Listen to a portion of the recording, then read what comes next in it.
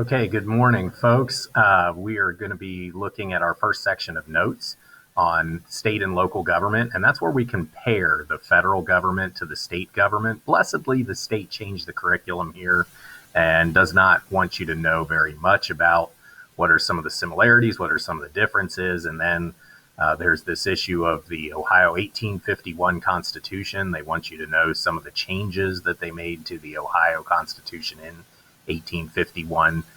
So let's get after it. First of all, if you want to write down your notes in a traditional settings, just go to classwork, go to Unit 4 assignments, Section 1 video and notes, state and local, and then you can simply open these up. If you have a printer at home, that's the perfect thing. You can just print these out and fill in the blanks. Or you have a copy that's yours on Google Classroom. You can type in stuff here. Or what I would recommend if you don't have a printer is just simply number a sheet of paper 1 through 20 and write down the terms. Anything that you handwrite, you tend to remember better than things that you type. So even though it might not make sense to you to type in these or to handwrite these terms without the context of the notes, trust me, it will be better than if you type them in. So having said that, let's get after this. Looking at the comparison between the national government and the state government, first of all, the national government, and this is review, has powers given by Section 1 of the Constitution. Those are called enumerated or delegated powers. The states did not get their powers until after the Constitution was put in operation by the 10th Amendment, and the people that framed the Constitution had to agree to this amendment before certain states would actually adopt the Constitution. So that's the 10th Amendment. And that gives states reserved or residual powers. There's also powers that both levels of government have, and those are called concurrent or shared powers. So we're going to look at some of the similarities between federal powers and state powers, and then also some of the difference. So first of all, let's look at the similarities. The first big similarity between the state and the federal government is they're both divided into 3 branches of government. And those 3 branches of government are able to stop each other or restrain each other from doing things based on checks and balances. So those are a big similarity. The other big similarity is Ohio and the federal government both have a Bill of Rights. A little difference between them is the federal Bill of Rights actually came after they left one out. When they were originally writing the Constitution, there was no Bill of Rights, and people would not agree to the Constitution until there was one. In Ohio, the Bill of Rights actually came first. If you look at the Ohio Constitution, it's the very first article. And so what this shows is that people in Ohio believe very strongly at the time and even today in limited government. The Ohio government was formed by people that were allied with Thomas Jefferson and the Jeffersonian Republicans, who believed in a very small, very limited government. The Ohio government, also like the federal government, has elections. We elect lots of people in Ohio to office, more than even in the federal government. There are a lot of people in the federal government that are chosen not by the people, but chosen by the president, chosen by Congress. In Ohio, we elect most of our people. So that shows that just like in the federal government, the Ohio government's subject to popular sovereignty, or the will or the power of the people. There are also some key differences between Ohio government and the federal government. Probably the biggest is in the federal government, only Congress, the House of Representatives or the U.S. Senate, can make laws. You can suggest certain laws, you can write one, but at the end of the day, a member of Congress in the U.S. government in Washington will have to submit that to become a law. In Ohio, as a citizen, you can actually create your own law here and have it passed by the people. That process is called a voter initiative. And that's where you make up a law, you go and you circulate petitions in each of Ohio's 88 counties. And if you get enough signatures, and it requires a lot of them, then you can have a proposed law put on the ballot. In Ohio, also, we have the ability to overturn a law that people don't like that has been passed by the legislature and signed by the governor. That process is called a referendum. If the legislature passes a law and you don't like it, you have the opportunity to circulate petitions in all 88 counties, get signatures, and if enough of them signatures happen, then you can have that put on the ballot where people can vote down that law. Oftentimes, a referendum is called a citizen's veto. So in Ohio, we have the ability to have initiatives and referenda. On the federal level, no such luck. And if you think about it, it would be really hard to get signatures in all 50 states. The only people that could actually do that would be wealthy and powerful people or organizations. And that would probably make our system more slanted toward wealthy and powerful than it already is. The other key difference between Ohio government and the federal government is, how do you choose a judge? In the federal government, all federal judges on every level, whether it's district courts, whether it's U.S. Courts of Appeals or the U.S. Supreme Court, they are all chosen or nominated or appointed by the President of the United States and then have to be confirmed by the United States Senate. So it's not a democratic process. Being a federal judge is not an elected office, and you get to serve for life. In Ohio, all judges are elected by the people. You get a 6-year term, that's it, and then you have to go back to the people and be reelected. Now, there's certain strengths and weaknesses to that system. The strength of electing judges is that if you don't like their decisions, then the people can basically throw those judges out of office. The weakness of it is most people have no idea what decisions judges make and have no idea about a judge. So they simply vote on party lines for judges. And that tends to not give judges independence that they need to do their job. So if you nominate them or appoint them, then they don't have to worry about any of that. So strengths and weaknesses.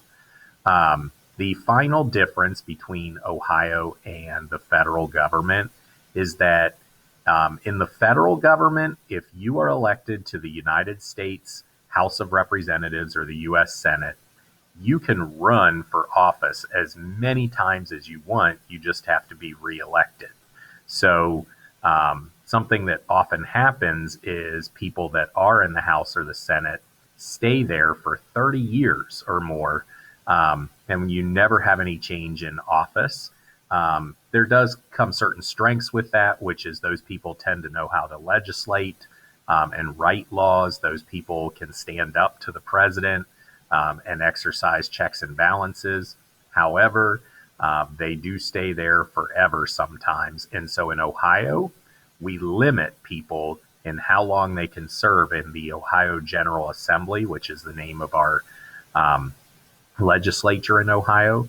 You can have 8 years in each of Ohio's houses. And again, Ohio has a House of Representatives and a Senate, just like the federal government.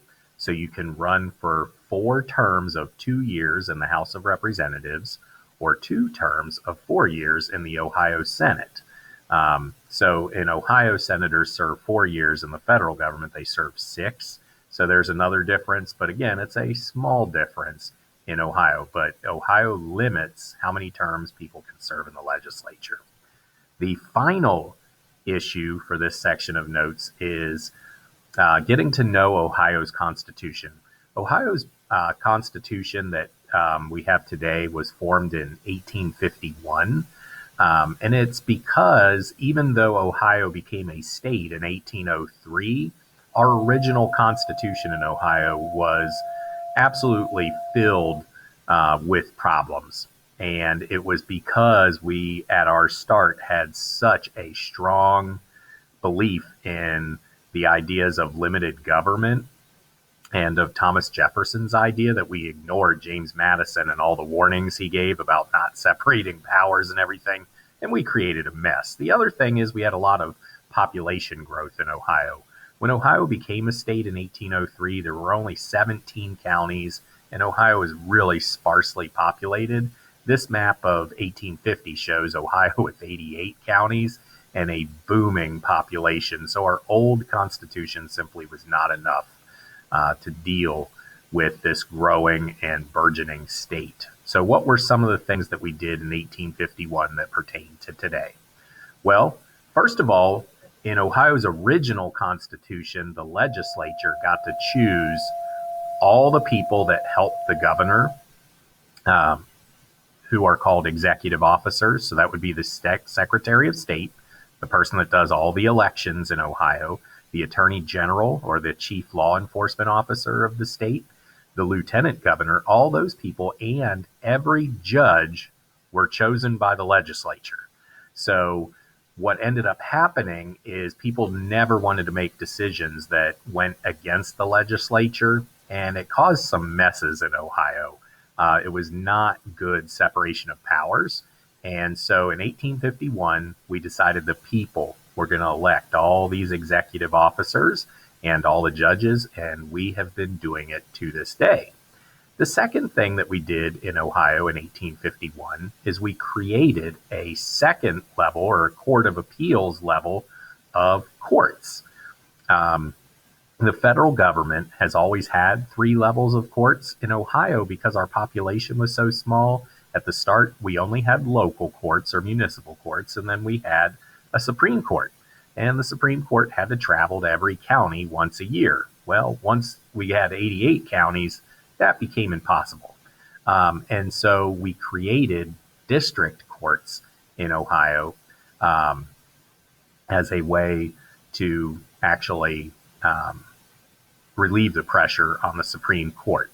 So if you look at my handy dandy map here, you can see there are 12 district courts. And this can be confusing because the lowest level of federal courts are called district courts, but that's because they cover a large area. Remember, Ohio has 2 federal district courts, one for the whole northern half of the state and one for the whole southern half of the state.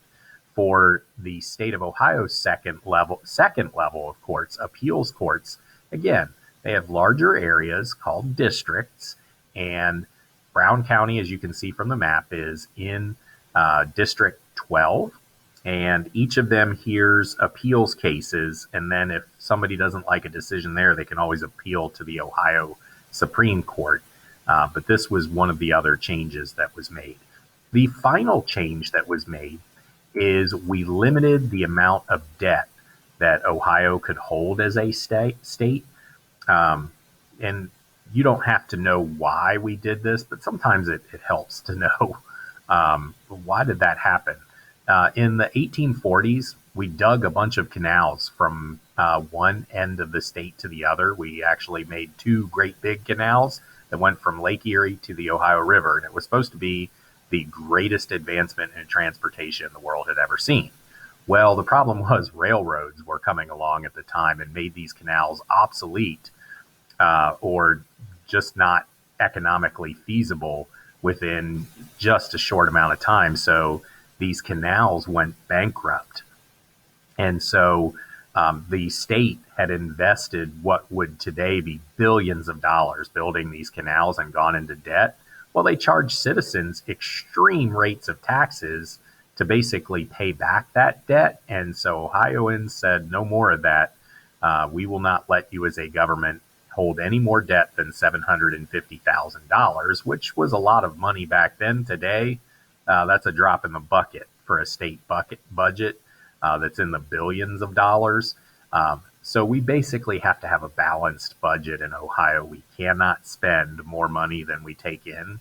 So if there's a big economic catastrophe in Ohio, we either have to have money in a fund set aside for such things, or we have to cut state government, usually at a time when you need government to solve problems.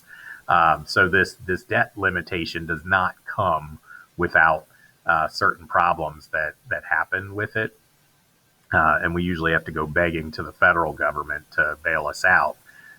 In things like the coronavirus, where all the restaurants and businesses are not getting much income, and as a result, their taxes that they're paying into the state are falling, and so the state is crying help to Washington, that our schools and our other government institutions are in economic trouble because we have to cut the debt, and so it can be a double-edged sword.